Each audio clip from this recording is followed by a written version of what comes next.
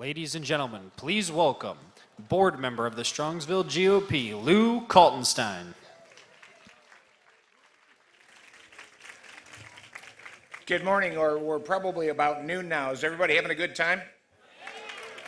Good. It's my pleasure to introduce Mark Pukita. Mark's an American First constitutional constructionist, small government conservative, and Republican candidate for the U.S. Senate in 2022. He's a successful business person and tech entrepreneur. Mark's an enthusiastic supporter of Donald Trump's America First agenda from the start. Frustrated with the direction of the country and the horrific way that President Trump is being treated, Mark decided he had to act and registered with the Federal Election Commission to contest primary Rob Portman, Ohio's junior senator in 2018. Mark is focused on taking America back from career politicians, tech oligarchs, and the academic elite. Please put your hands together for an Ohio State guy, Mark Pukita.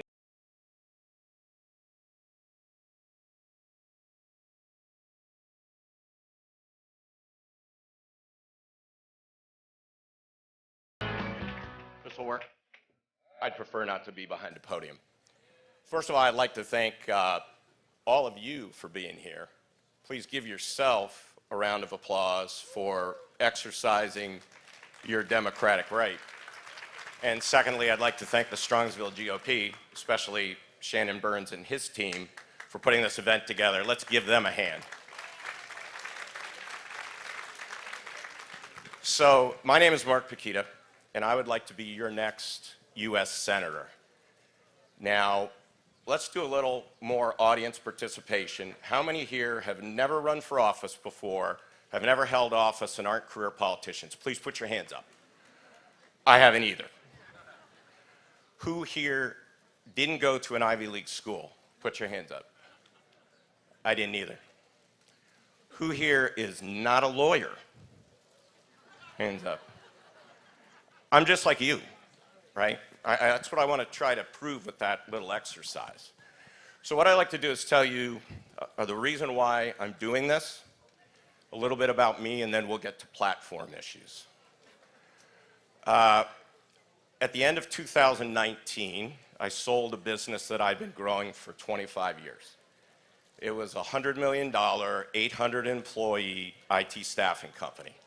Over 25 years, we employed thousands of people. So I know how to run a business. I sold it. I realized, I was like, God, I've lived the American dream, right? And I had recently had a grandson. And I thought, he will never have the opportunity I had to do better than my parents did, which I did, if things keep going the way they are. And like you at that time, I was yelling at the TV.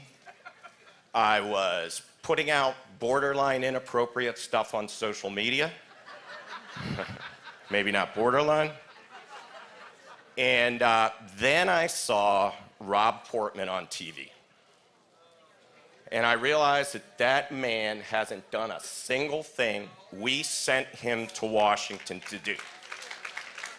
So rather than be angry, I decided to get in the race in October of 2019, okay? I am the first and will be the only candidate that decided to register and primary Rob Portman when he was still the incumbent before he quit, okay? And he quit because he knows he can't get reelected. And he won't be as valuable in the lobbyist community if he has an L on his record. So that's why I'm running. Let me tell you a little bit about me. I grew up in a lower middle class family. My parents were born into families that had outhouses when they were babies. My grandparents, my grandfathers, were both coal miners in northeastern Pennsylvania. They died of black lung. My mom's dad died when she was 6. they didn't graduate, they didn't go to college when they graduated from high school. They went to work, okay? I was raised, as I said, in a lower middle class family, but we never knew it. But for those of you who are old enough, we couldn't afford butter, we had margarine. Does anybody remember that? Because butter was more expensive. And then we didn't go on vacations, we went to visit relatives, right? We didn't go to the beach or somewhere like that. We didn't fly anywhere. I didn't fly until I was in high school, okay?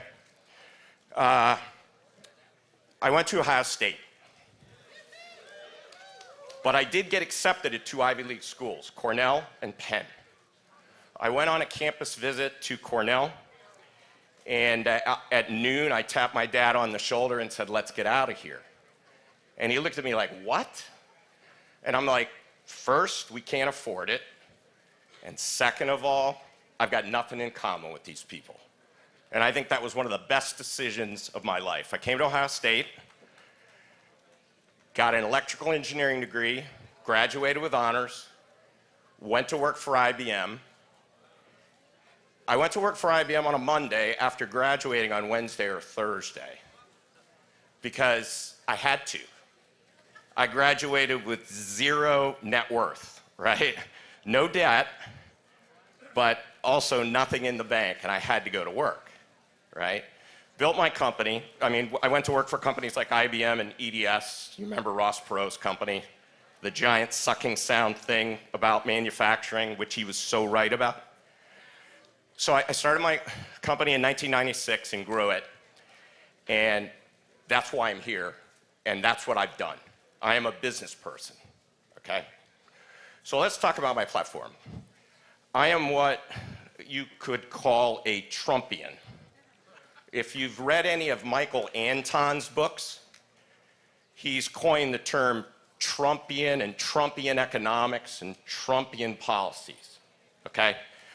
I believe in 99% of what the policies of Donald Trump. I believe that the spending, although I believe he had to do it, is something that we've really got to get under control. So I'm America first, I'm conservative. I believe we need to move the Republican Party into a direction of being a populist, economic, nationalist party. And what I mean by that is it's America first when it comes to the economics, okay? We've got to become very, very worker-friendly, and we've got to fix the wage and income disparity, but not do it through wealth redistribution. It has to be done by bringing manufacturing back to the United States, okay? And we saw that it was being done by President Trump, and that's what scared the living tar out of the Democrats. Because they realized that if he brought those people back, those jobs back, got those people the wage increases that they were seeing for the first time in decades, right? They would have more time to get involved in politics and understand that what he was doing for them was positive for them, and that the Democrat Party had been letting them down for a century, okay? So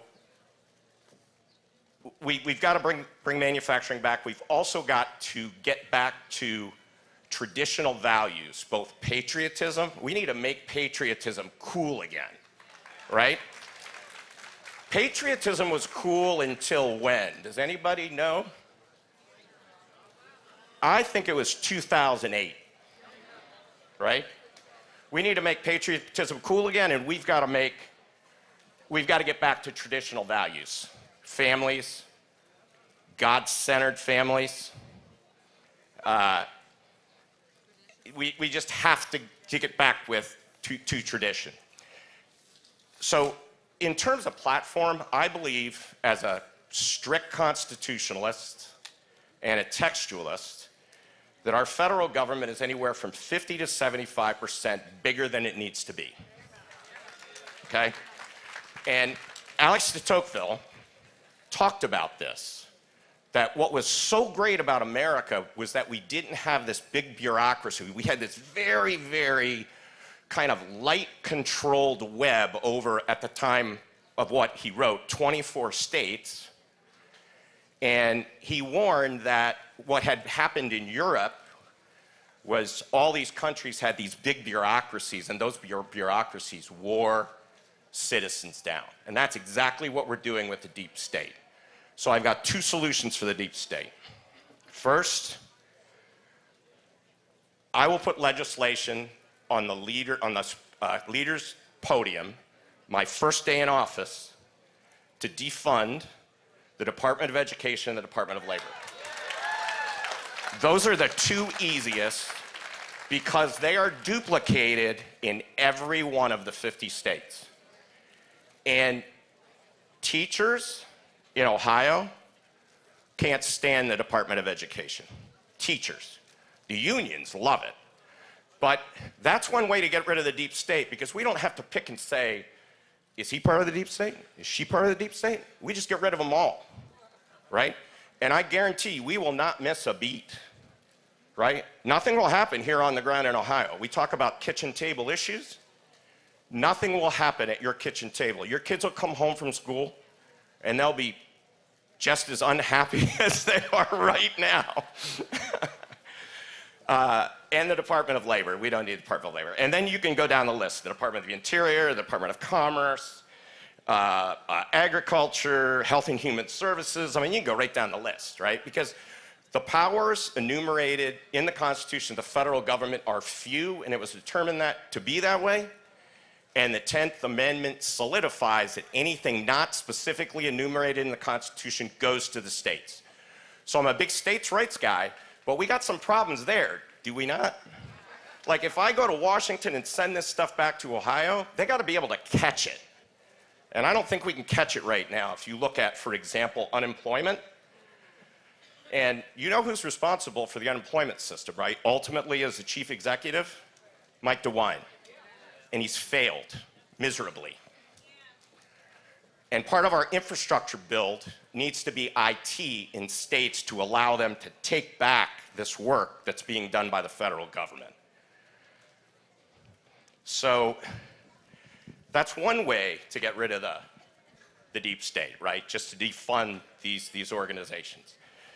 If we look at those powers from the Constitution, it's protecting the country and its citizens, right? Foreign relations, and I would submit to you that also includes foreign trade deals, which President Trump showed us need to be retooled dramatically, right? And then interstate commerce and making sure we've got a fair trading market, if you will, even between our own 50 states. And then if you stretch it, which I think we would be okay with, coinage and a national currency. I don't think we each want to have, we don't want to have 50 currencies, but that's it. And everything else should go back to the states. And I'm totally serious about this. We have big problems. And big problems need big solutions, and we need to do it. We've been taking a paring knife to the fat on the roast. We need to be taking a meat cleaver to it, okay? And I can't do this alone, all right? We have got to find America First candidates who want a smaller federal government across the country and support them. House and Senate. I can't do it alone. But we don't need a majority of Republican representatives to do it. We just need 10 or 15% who are smart, who are loud, who are tenacious, and who don't care what anybody says about them. Okay? And in case you haven't figured it out, that's me. I do not care. You want to call me a racist, you go right ahead. You want to call me a greedy capitalist, you go right ahead. I just don't care. Okay? I just want to talk to you a little bit about how my campaign is different. I have already written a piece of legislation. Has anybody seen it? On social media censorship? There's one, okay? And this is the interesting thing. I've been publicizing it, and very few people, I think we want to go to the red meat stuff, but we don't want to go to the real meat. I want to go to Washington to stir the pot, but I also want to make the soup. I just don't want to stir things up like AOC does. I want to get stuff done. So I'm going to have more and more legislation. So if you go out to my website, campaign website, it's mark4ohio.com. Mark with a K, M-A-R-K, 4, ohio.com. And on there, you'll see proposed legislation. And I've got a social media censorship bill that is out there in Senate format. I even gave it the number SB 17, and some of you will get the irony in that, with the number 17. But it's ready to go. I mean, it's in the format that I could lay it on the leader's desk, and we could be sending it to committee, or we could be voting on it. And we're going to do more and more of that. I want you to know what I'm going to do for you before I go and before you vote for me, because it'll be there. And if I don't do it, you can run me out of town. The other thing that I'm going to take no salary or no compensation, just like Donald Trump. But I'm going to go further than that. People say, well, you get a book deal. Any book deals, any speaking, any lobbying, God forbid I would ever lobby, but any lobbying money I will give to charity for the rest of my life. Okay? I only ask one thing. When I die, any residuals go to my grandchildren split evenly. And I think that's fair. I've got this thing called a Pukita plan. It's got 5 aspects to it. Term limits, line item veto or single issue legislation, hyper financial transparency.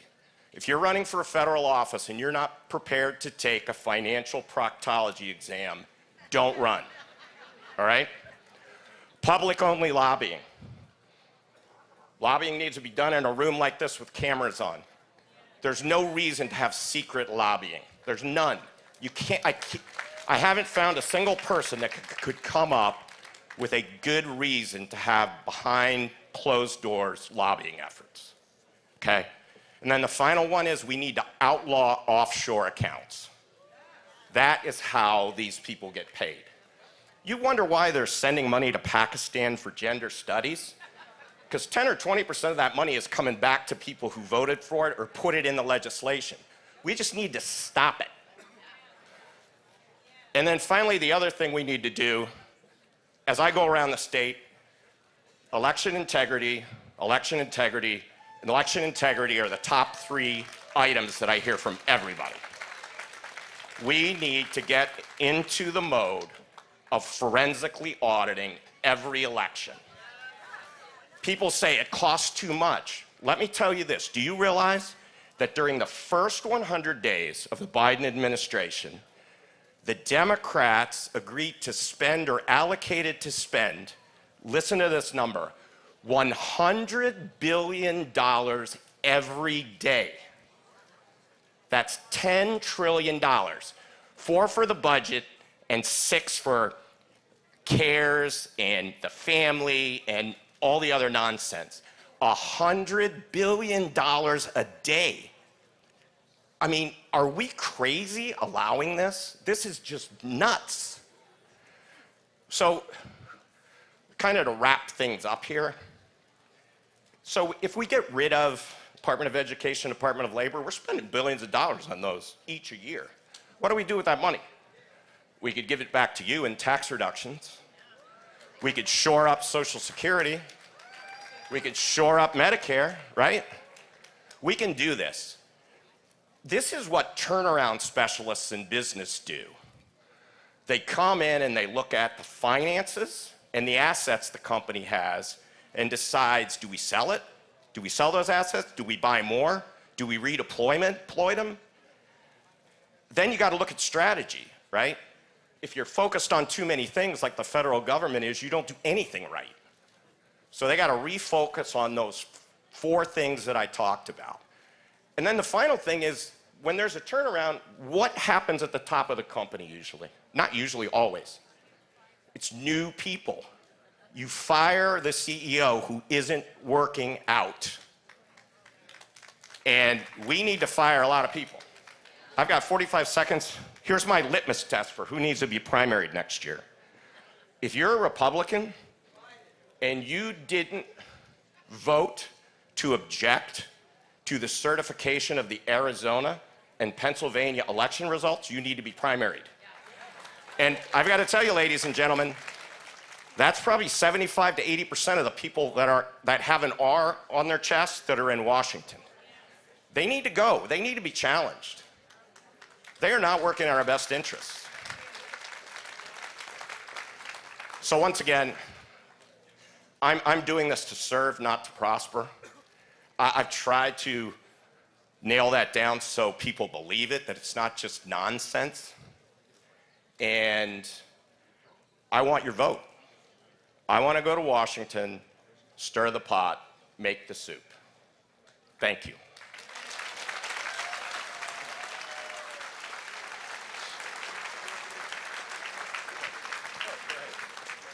Yeah, just a quick question. You said the Department of Education and the Department of Labor. What about any other departments? Because Well, we could go down that list, but what about Department of Energy, perhaps? Department of Energy, Department of Commerce, Department of Agriculture, these are all things that could be given back to the states. Do you know of any senators that we currently have in the Senate that believe the way you believe?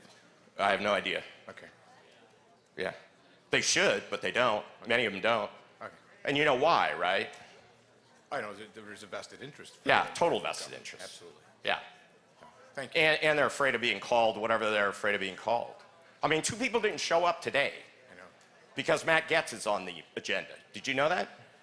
I'm not surprised. Yeah, and they said that it was a media thing. They thought the media would take it badly if they went and Matt was here. Yeah. I mean, the dude is not in charge. There's nothing. He's It's innocent just till proven accusations.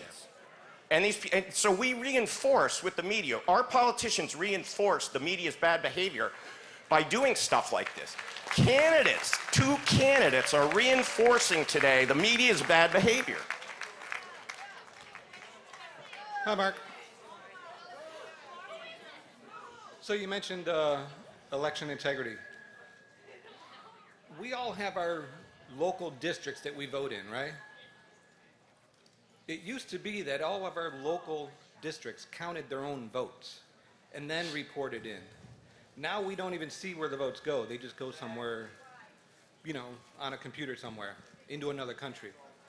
Is there anything that we can do in our Ohio election process so that we can count our own votes in our own districts? So I'm running for federal office, right? And election, I mean, this is a state issue, but let me tell you what I know about it and what I know can be done and that I would push for. If you look at the entire presidential, federal election, you know those little hard drives that fit in the palm of your hand that attach to your Mac or your whatever? I'm a Mac guy.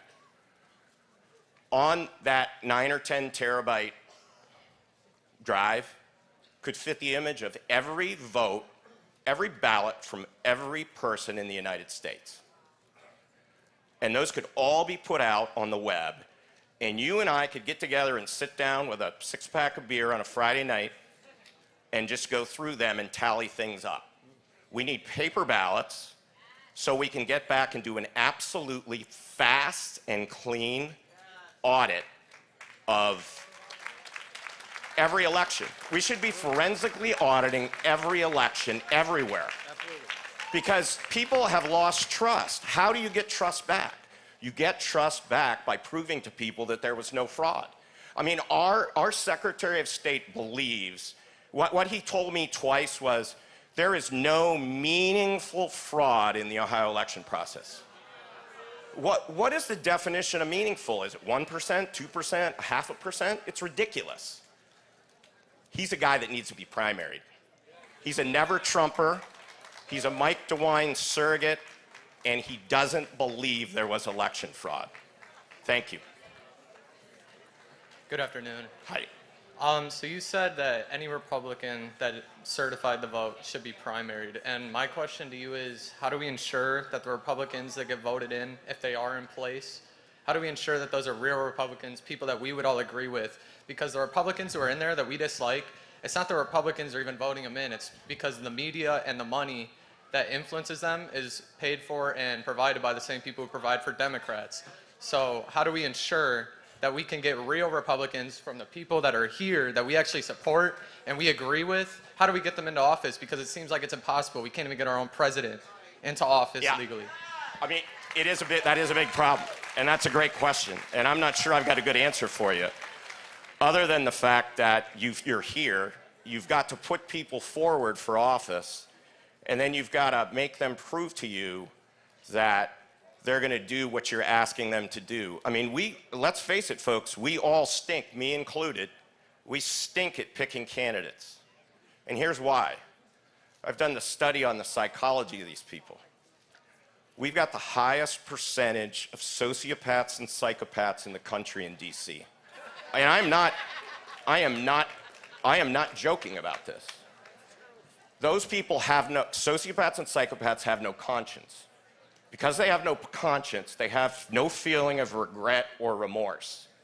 So they do things like Nancy Pelosi sitting in front of 2 Sub-Zero refrigerators, 25 grand a piece, so that's a BMW sitting in her kitchen, pulling open the freezer, and in there are $15 pints of Jenny's and Ben & Jerry's ice cream. And she's doing it in the middle of the pandemic when people are out of work, fearing for their job. She's rubbing your noses in it. Psychopaths and sociopaths also enjoy giving other people pain. It's why she gets wackier over time. She needs a bigger and bigger serotonin hit because she's addicted. She's behaviorally addicted to power and control, okay? I believe in understanding your opponents or your enemies. I've studied the psychology. I could go on for an hour about this. It's fascinating. Social media can make or break a candidate or even a business person or someone like me. So recently you made an unwise choice of posting a child with a mask. Tell me how you feel about mandated masking and mandated vaccines.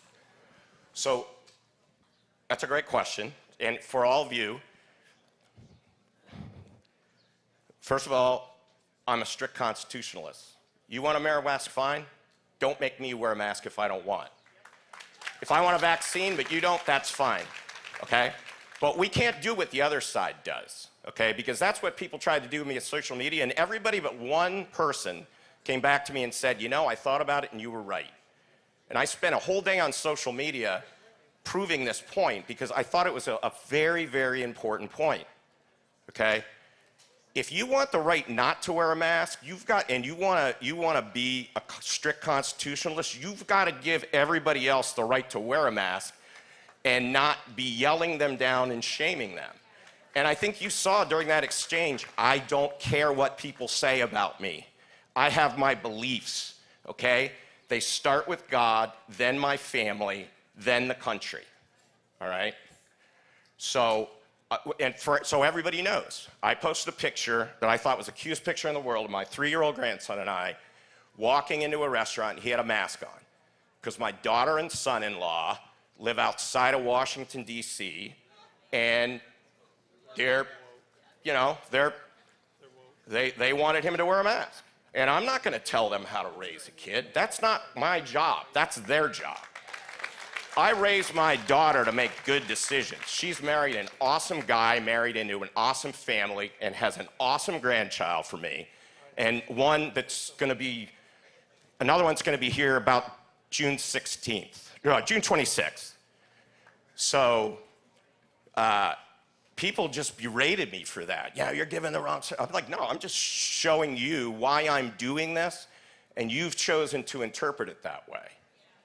Right? We can't, if we're going to be like the other side, then we are not going to win over centrist and questionable Democrat voters. We're just not. We cannot be like them. Hi, my name's Steve Krause, and I agree with a lot of things that you said. Not everything? Not everything, but you made a lot of... I think I'm going to hear about the one you don't agree with, right? Well, no, I'm not. I'm the co-host on Monday Night Roundtable, which is 12:20 a.m.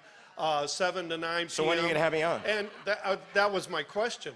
We've had a lot of the other candidates on for the Senate race, and we'd love to have you on. Will you come on? I'd love to be on. Great.